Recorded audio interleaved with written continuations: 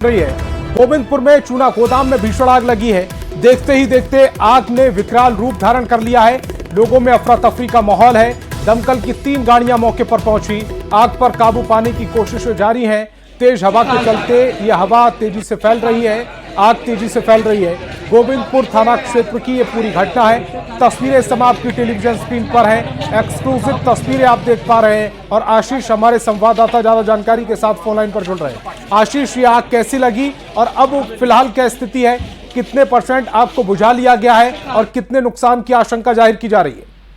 जी बता दूं कि जमशेदपुर के गोविंदपुर थाना क्षेत्र के गदड़ा के पास जो एक बिहारी कॉलोनी है, उसी के बीचों बीच जो है ये चूना का कंपनी था, गोदाम था और इसी दौरान अचानक से आग कैंपस के अंदर लगी और आग जो देखते देखते विकराल रूप ले लिया और आग इतनी फैल गई कि आसपास के घरों में भी आग लगने का जो है वो डर लोगों में सता रहा था। आसपास के लोगों ने घर खाली करके अफरा तफरी का माहौल देखने को मिला। हालांकि सूचना मिलते ही अब तक दमकल की 4 गाड़ियां मौके पर पहुंच गई है और लगभग 60% आग जो है वो बुझा दिया गया है।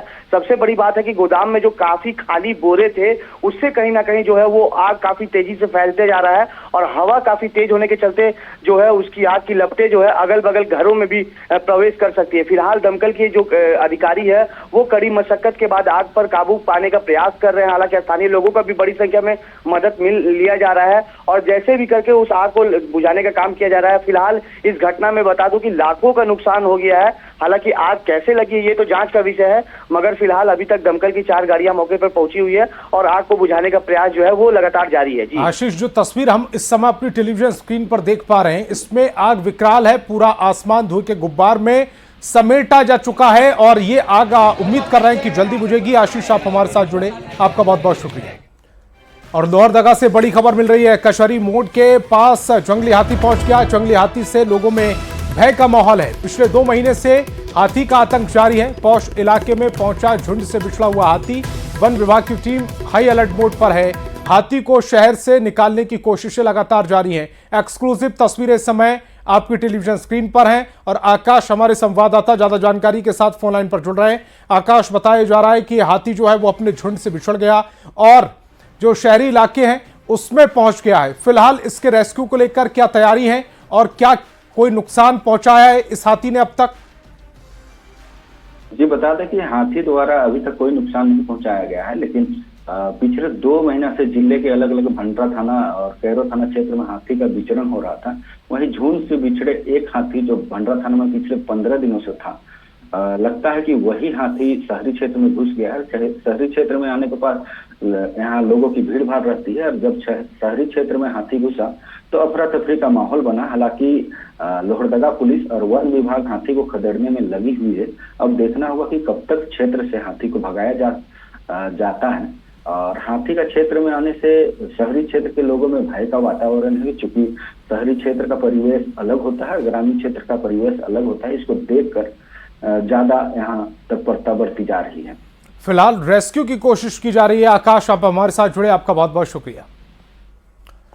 और खबर सिमडेगा से, जहां करीब 1 घंटे तक हुई बारिश ने लोगों की तपती गर्मी से राहत दिलाई, लेकिन इसके साथ ही तेज हवा से आफत भी बन गई है। बारिश के साथ आंधी से शहरी इलाकों में खैरन टोली में NH 143 पर एक बड़ा पेड़ गिर गया। इससे सिमडेगा राउरकेला और मार्ग पूरी तरह से जो था वो बाधित हो गया। सिमडेगा कुरुडेग रोड में गर्जा के पास भी सड़क पर एक बड़ा पेड़ गिर गया, जिससे रोड से होकर आना जाना पूरी तरह से बाधित है। गर्जा के समीप में और गिरिडीह पुलिस और CRPF के नक्सलियों के खिलाफ चलाए जा रहे सर्च अभियान में बड़ी सफलता मिली है। खोखरा थाना क्षेत्र के जोका नाल के पास से नक्सलियों का बंकर मिला है। जमीन के अंदर बंकर में छिपाए गए भारी मात्रा में हथियार और गोला बारूद भी बरामद किया गया, जिसमें से 303 बोर का राइफल, SLR 1 का 12 बोर बंदूक और 14 सिंगल शॉट बंदूक मिली है। भारी मात्रा में बारूद के साथ कार्डेक्स वायर और अन्य सामान भी जब्त किया गया है। तस्वीरें फिलहाल आप अपनी टेलीविजन स्क्रीन पर देख रहे हैं।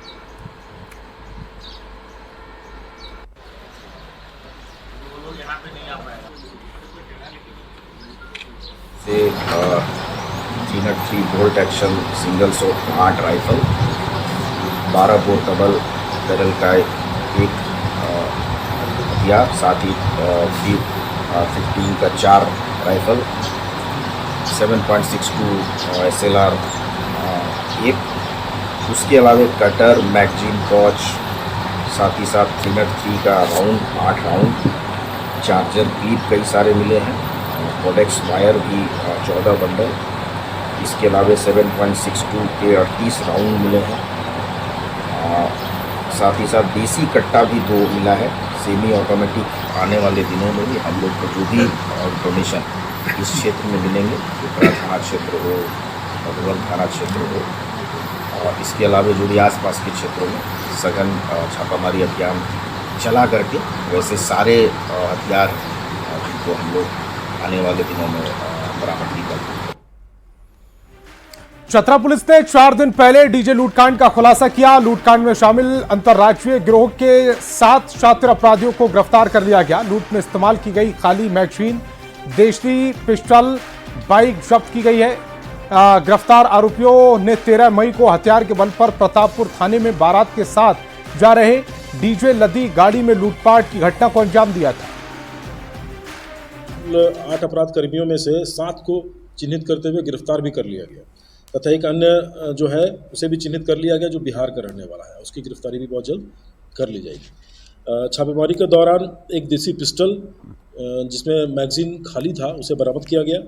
इसमें कुल 3 मोटरसाइकिल बरामद किए गए हैं तथा कांड में जो लूटा गया डीजे का जो साउंड सिस्टम है उसे बरामद किया गया। 3 एम्पलीफायर, एक स्टेबलाइजर और एक मिक्सर मशीन जो कि म्यूजिक में काम आता है उसे भी बरामद कर लिया गया है। और बात धनबाद की करते हैं, जहां पुलिस ने बाइक चोर गिरोह और घर में आग लगाकर जान मारने की नीयत से हमला करने वाले 3 आरोपियों को गिरफ्तार किया है। 3 चोरों की बाइक भी जब्त कर ली गई। गिरफ्तार आरोपी धनबाद के शहरी क्षेत्र के बाइक चोर करके बलियापुर में भोले भाले लोगों को सस्ते दामों में बेचा करते थे। गिरफ्तार किया गया उन व्यक्तियों के पास से 3 मोटरसाइकिल बरामद की गई है जो कि चोरी की मोटरसाइकिल है। पहली घटना ये है। दूसरी घटना ये है कि एक आगजनी का केस हुआ था, उस आगजनी के केस में भी एक अभियुक्त की गिरफ्तारी हुई। आयुष्मान भारत योजना के तहत निजी अस्पताल का करोड़ों रुपए बकाया होने के कारण हजारीबाग समेत कई जिलों में इलाज ठप था। इससे खासकर जरूरतमंद और डायलिसिस मरीजों को भारी परेशानी का सामना करना पड़ता था। न्यूज 18 ने इस मुद्दे को गंभीरता से उठाते हुए इस पर विस्तृत रिपोर्ट मांगी थी। खबर का असर साफ देखा जा रहा है। स्वास्थ्य विभाग के वरीय अधिकारियों ने अस्पताल प्रबंधनों को बकाया राशि शीघ्र भुगतान का आश्वासन दिया। इसी भरोसे के आधार पर पंजीकृत अस्पतालों ने आज से मरीजों का इलाज दोबारा शुरू कर दिया। ऐसे ही लेना पड़ रहा था, पैसा देके हम लोग गरीब आदमी कहाँ से पैसा इतना इन्वेस्ट कर सकते हैं, और हम लोग को कहीं से इनकम भी नहीं आ पाता है। हाँ, आयुष्मान भारत का अभी जो हमको दिलासा दिया गया है, सरकार की तरफ से आश्वासन दिया गया है कि इस मंथ या इस नेक्स्ट वीक में हमें जो राशि बकाया है अस्पतालों की वो रिलीज होगी। उसी के एवज में हमने अभी ट्रीटमेंट शुरू कर दिया आयुष्मान भारत के तहत, डायलिसिस मरीजों का भी और सामान्य जो मरीज हैं उनका भी। कुछ नर्सिंग होम का अपना एक ये है कि हमारा पैसा नहीं मिल रहा है इसलिए हम नहीं कर रहे हैं। कई था, लेकिन आज हमको सूचना मिली है कि अभी जो आपको ये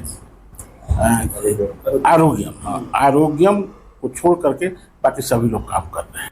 हजारीबाग जिले में पिछले कई दिनों से आयुष्मान भारत यानी आयुष्मान कार्ड योजना के तहत मरीजों का इलाज नहीं हो पा रहा था। खासकर वैसे मरीजों को समस्याएं हो रही थी जो डायलिसिस करवाते हैं। बता दें कि हाहाकार मची हुई थी हजारीबाग में। बताया जाता है कि कई जो निजी अस्पताल है जो आयुष्मान भारत के तहत पंजीकृत है, उन लोगों का जो बकाया राशि है वो काफी अधिक हो गया था। इसकी वजह से स्थानीय स्तर पर जो है अस्पताल के जो प्रबंधन है उन्होंने इलाज कराना बंद कर दिया था। बता दें कि न्यूज 18 ने इस खबर को कल विस्तार से दिखाया था और उसके बाद जो है स्वास्थ्य विभाग के वरीय पदाधिकारियों ने संज्ञान लिया है और उसके बाद आश्वासन के आधार पर आज से हजारीबाग में आयुष्मान भारत योजना के तहत इलाज जो है मरीजों का किया जा रहा है। मरीजों से हमने बातचीत भी की, उन्होंने जो है धन्यवाद कहा है क्योंकि जो मरीज थे जो काफी जो नीडी मरीज थे उन लोगों की इलाज में समस्याएं आ रही थी, तो तो अब जो है उनका इलाज सुचारू रूप से आज से शुरू हो गया है। तो कहीं ना कहीं मरीजों के बीच एक मुस्कान देखने को मिल रहा है। देखने वाली बात होगी कि जो करोड़ों रुपए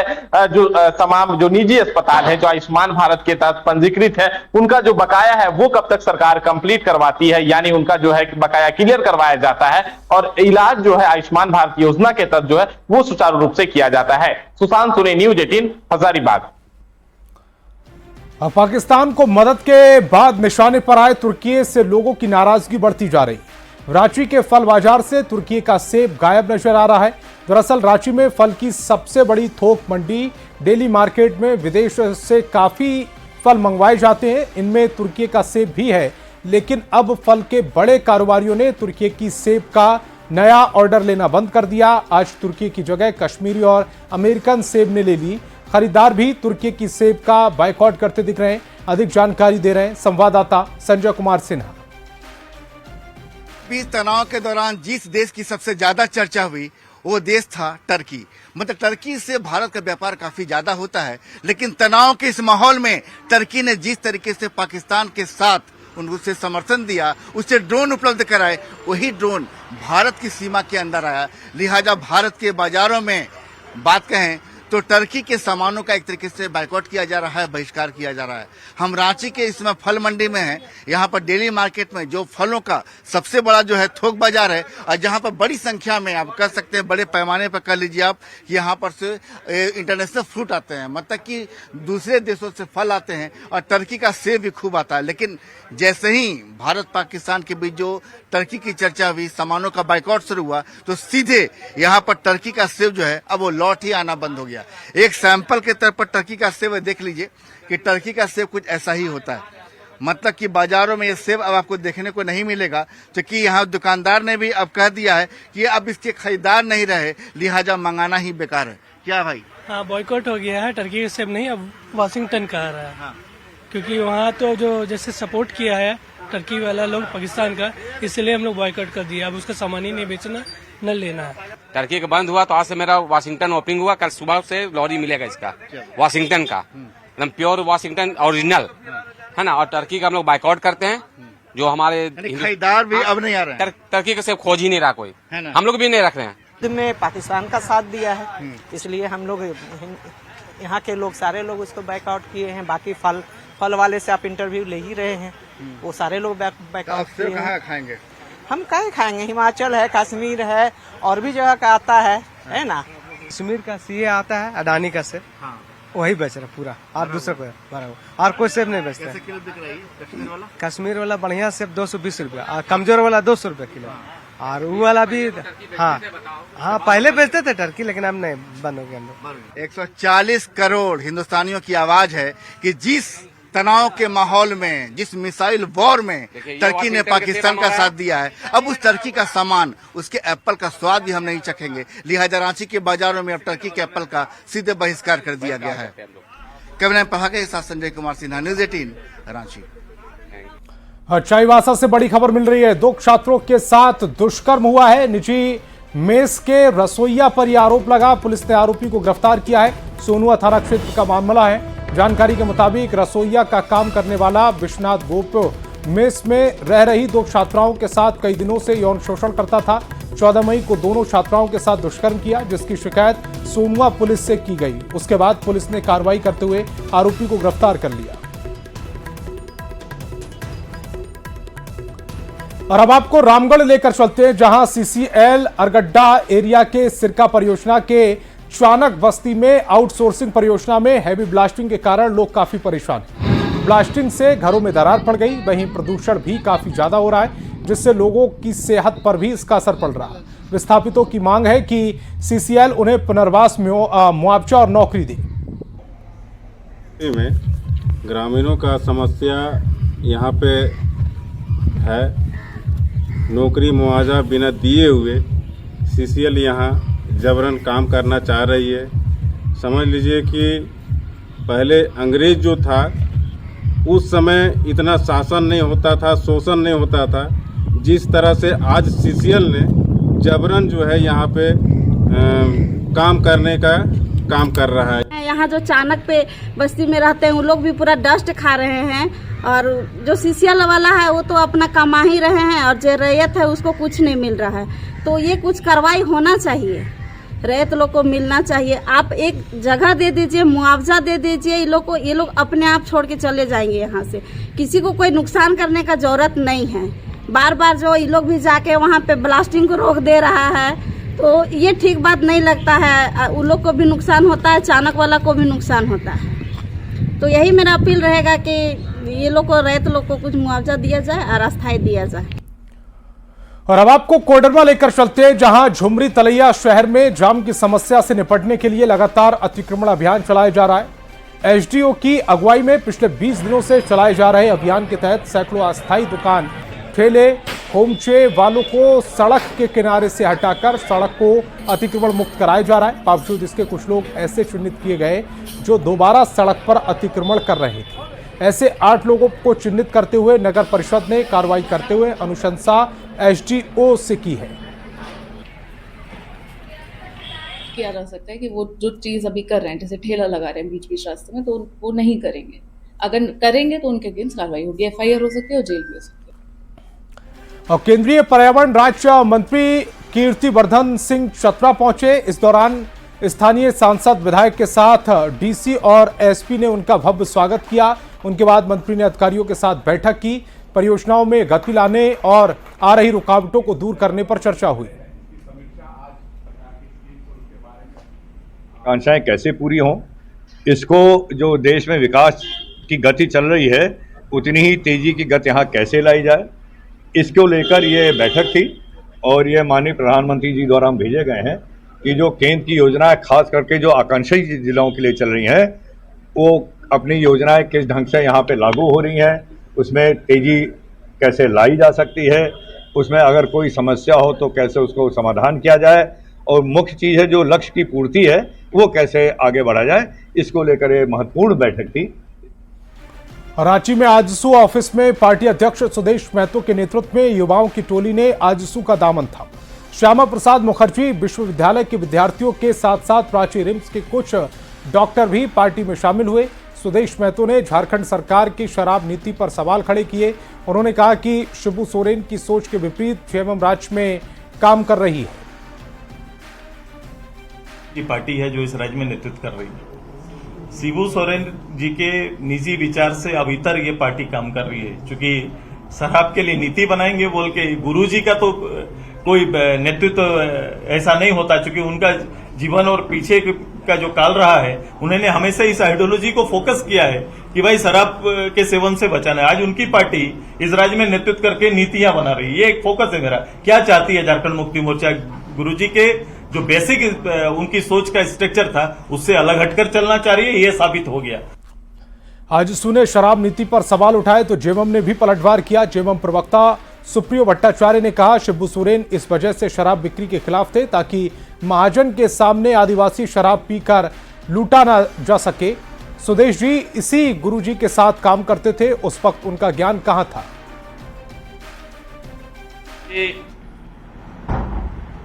इसी गुरुजी के साथ उनको उप मुख्यमंत्री बन के काम करने का मौका मिला।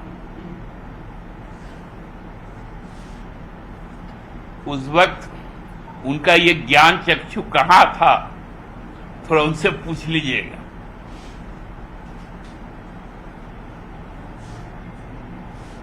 ये भारत सरकार जिस दिन इस देश में